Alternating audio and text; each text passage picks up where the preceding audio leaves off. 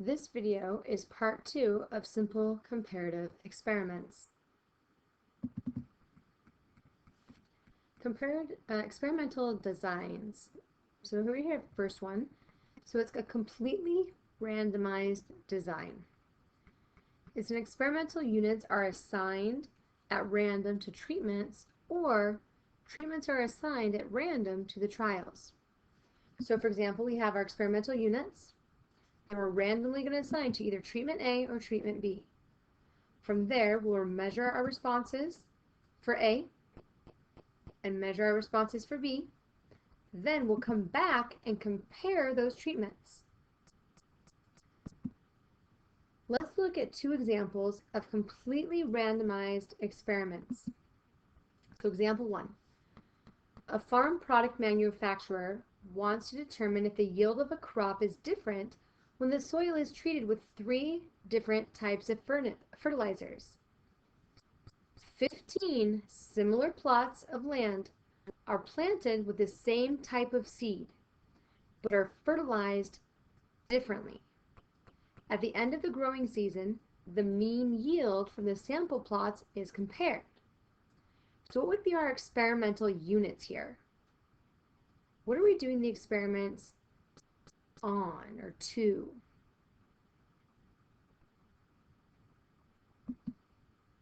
We're doing them to plots of land. That's our experimental units. So we have our 15 similar plots, right?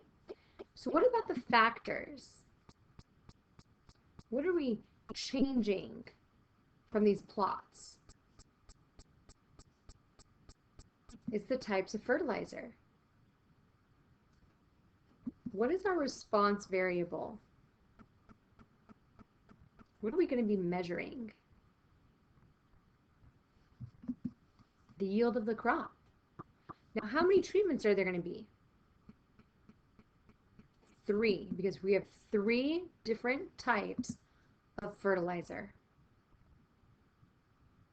So let's keep going with this experiment. Why is the same type of seed used on all 15 plots?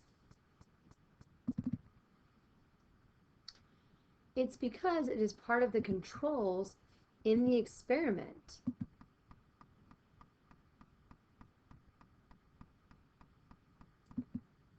What are the other potential extraneous variables here?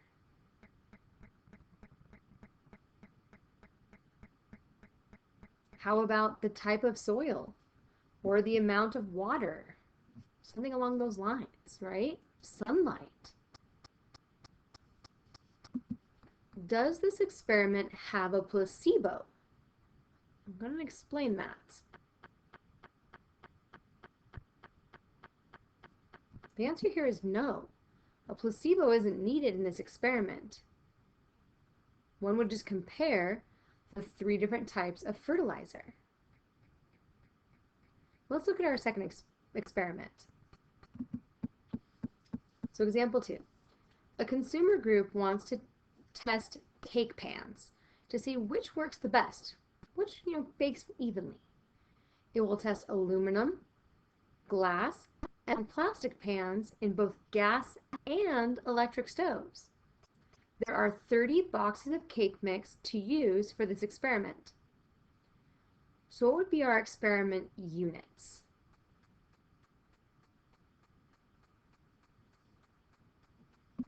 It's the cake mixes. What are our factors? We have 2 different factors here because we have the type of pan and the type of oven, because we could have aluminum, glass, or plastic for the pan, and we could have electric or gas for the type of oven. So we have 2 different factors. What's the response variable? So what are we measuring? What are we trying to see? Well, we're trying to see how evenly the cakes bake. Okay, so what are we going to name the treatments? Because we have our 2 different factors. So we could have the aluminum pan in the electric oven and the aluminum pan in the gas oven.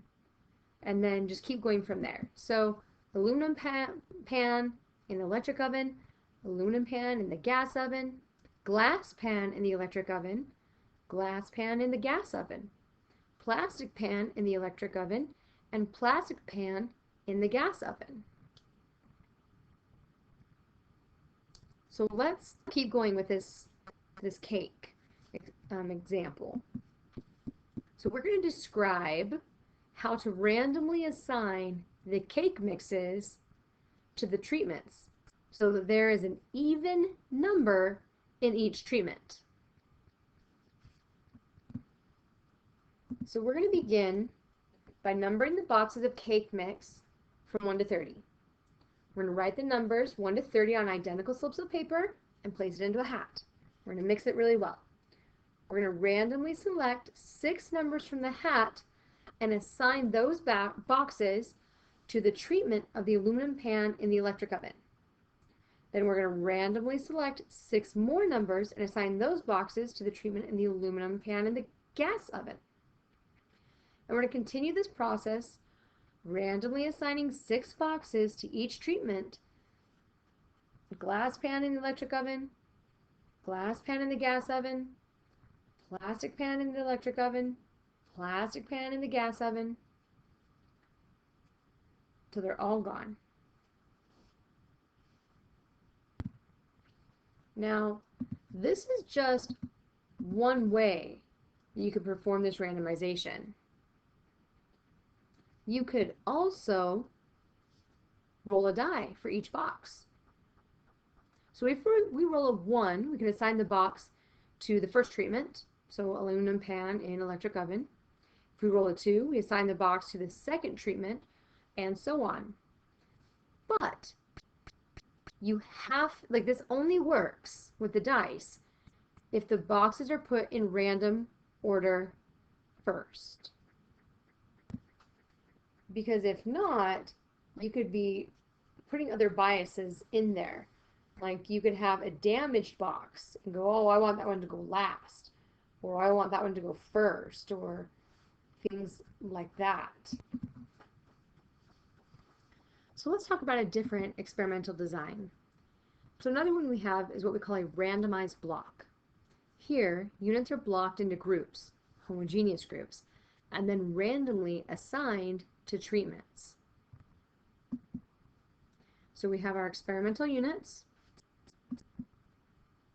We've created blocks, so block 1 and block 2. Then, from those blocks, we do random assignment to treatment A or treatment B. Then we measure the response for A or B for each block. Then we compare the treatments for block 1, and we compare the treatments for block 2. Then we compare the results from the 2 blocks.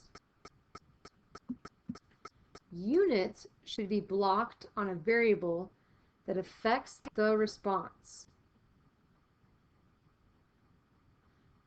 So let's go back to that fertilizer problem.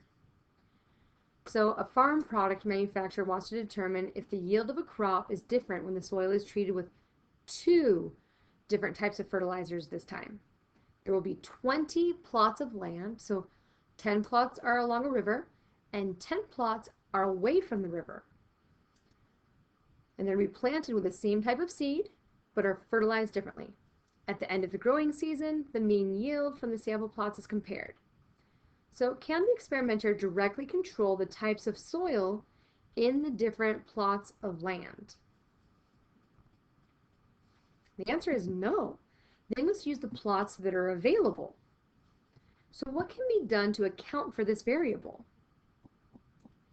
They could block by type of land, by the river, not by the river. So how do we create the blocks of land and then randomly assign plots to the 2 different types of fertilizer? So first we create 2 blocks of land. Block 1 will be the 10 plots that are by the river, and block 2 will be the 10 plots that are away from the river. Then we're going to number the 10 plots in block 1 from 1 to 10. Write the numbers 1 to 10 on identical slips of paper, put them in a hat, mix them up, and then randomly select 5 numbers from the hat and assign those boxes to fertilizer A. And the remaining 5 are assigned to fertilizer B. Then, number the 10 plots in block 2 from 1 to 10. Write the numbers 1 to 10 on identical slips of paper and place them into a hat. Mix it up. Then, randomly select 5 numbers from the hat and assign those boxes to fertilizer A, and the remaining 5 are assigned to fertilizer B.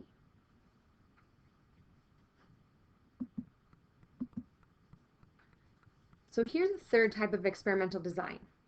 It's called matched pairs. It's a special type of block design where the blocks consist of 2 experimental units that are similar, with each being randomly assigned to a treatment. Or the block consists of individual units that are assigned both treatments in random order.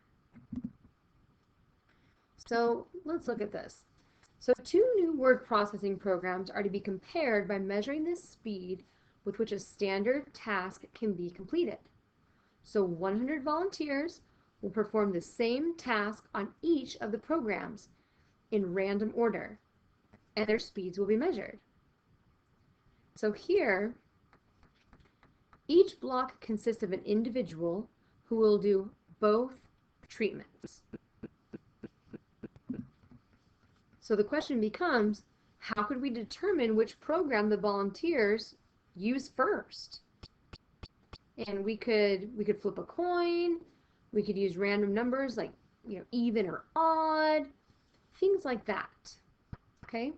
Now, the only way to show a cause-effect relationship is with a well-designed, well-controlled experiment. Let me say that again.